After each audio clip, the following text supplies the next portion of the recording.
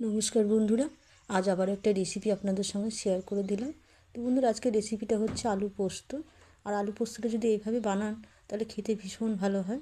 তো দেখুন, এখানে আমি দিয়ে দিলাম 100 গ্রাম তেল, আর আলুগুলো আমি চৌকো করে কেটে নিয়েছিলাম।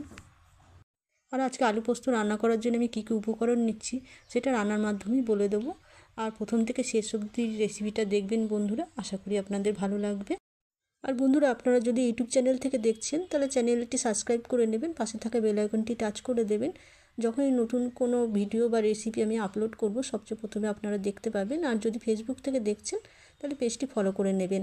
আর ইউটিউবে আমার আরেকটি চ্যানেল রয়েছে যেটা হলো কুকিং ব্লগ, সেখানে আমি ব্লগও দিই আবার রান্নাও দিই। তো আপনারা যদি পছন্দ করেন তাহলে ওই চ্যানেলটায় গিয়ে দেখতে পারেন আমার রেসিপিগুলো বা আমার ব্লগটা। আর আমি ফেসবুকেও কিন্তু ব্লগস ছাড়ি, তো সেখানেও আপনারা দেখতে পাবেন।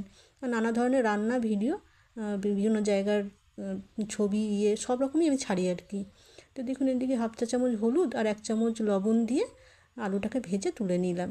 তো আলুটাকে বেশি ভাজিনি, হালকা ভাজলাম।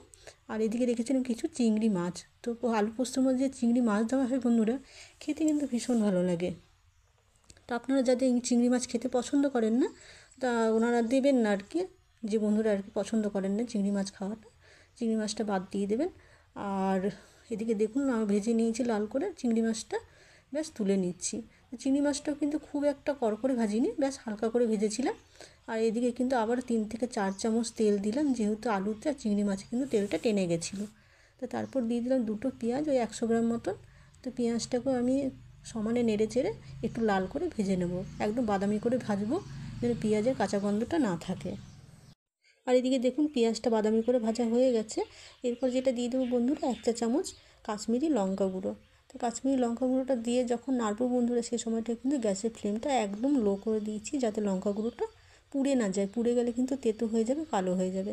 তো একদম কম আছে আমি দেখুন লঙ্কা আর চিংড়ি মাছ আর পেঁয়াজটাকে একটু নেড়ে চেড়ে ভেজে নিচ্ছি ওই মিনিট 2। তারপর দিয়ে দেবো আলুগুলো, ভেজে রাখা আলুগুলো। তো ভেজে রাখা আলুগুলো দিয়ে বন্ধুরা আবারও কিন্তু আমি 5 মিনিট নেড়ে চেড়ে নেব, যেহেতু আলুটা ভাজাই রয়েছে, পেঁয়াজ আর চিংড়ি মাছটা ভাজা হয়ে গেছে। তার বেশিক্ষণ সময় লাগবে না, গ্যাসকে 2-3 মিনিট নেড়ে চেড়ে নিয়ে আলুটাকে তারপরে দিয়ে দেবো কিছু কাঁচা লঙ্কা। আর বন্ধুরা, একদম নিরামিষ আলু পোস্ত হয়, তো সেটা যদি আপনারা দেখেন নিশ্চয়ই আমাকে জানাবেন কমেন্ট করে, তাহলে আমি আরেকটা রেসিপি দিতে পারি। তো সেটা সাদা পোস্ত করব। তো পোস্তর অনেক রকমেরই রান্না হয় পোস্ত দিয়ে, আর খেতেও ভীষণ ভালো হয়। পোস্ত যে তরকারিতে পড়ে সে তরকারি স্বাদ বাড়ায়। তো এখানে দেখুন লঙ্কাটা দিয়ে দিলাম, আর আলুগুলো যেহেতু প্লেটে রেখেছিলাম আর বাটিতে চিংড়ি মাছটা তো তেল ছিল, সে যার জন্য ওগুলো ধুয়ে জলটা দিয়ে দিলাম। তো ভালো 10 মিনিট মতো আমি রান্নাটা করে নেব। করে নিয়ে আলুটা যতক্ষণ আর কি সিদ্ধ না হচ্ছে, তাহলে ওটা সিদ্ধ হয়ে গেলেই কিন্তু আমি রান্নাটা মোটামুটি অনেকটা হয়ে যাবে। তো এদিকে দেখুন, আমি পোস্তটা নিয়ে নিয়েছি, কাঁচা লঙ্কা পোস্ত একসাথে বেটে নেবো মিক্সি বাটিতে দিয়ে। এখানে বন্ধুরা 500 গ্রাম আলুর তরকারিতে দিচ্ছি 50 গ্রাম পোস্ত। তো পোস্ততে কাঁচা লঙ্কা পোস্তটা দেখলেন ওটা বেটে নিয়েছি। আর এদিকে আলুটা দেখুন সিদ্ধ হয়ে গেছে। তো এরপর যেটা করতে হবে বন্ধুরা, পোস্তটা দিয়ে দিতে হবে। তো পোস্তটা দেওয়ার একটা নিয়ম আছে, পোস্ত কিন্তু প্রথম দিকে দিলে হয় না, পোস্তর নিজস্ব একটা সেন্ট আছে। যদি প্রথম দিকে দেন তাহলে কিন্তু পোস্তর সেন্টটা উড়ে যাবে, খালি গ্রেভিটা থাকবে কিন্তু সেন্টটা পাবেন না। যার জন্য লাস্টের দিকে নামাবার আগে পোস্তটা দিয়ে নামাতে হয়। দেখুন, আমি একটু 10 মিনিট আগে পোস্তটা দিয়ে দিলাম, আর একটু রসা রসা ভাব রয়েছে। তো একদম শুকনো শুকনো করে নামিয়ে নেব। তো পোস্তর জল যত শুকাবে খেতে কিন্তু তত ভালো লাগবে এই পোস্তটা।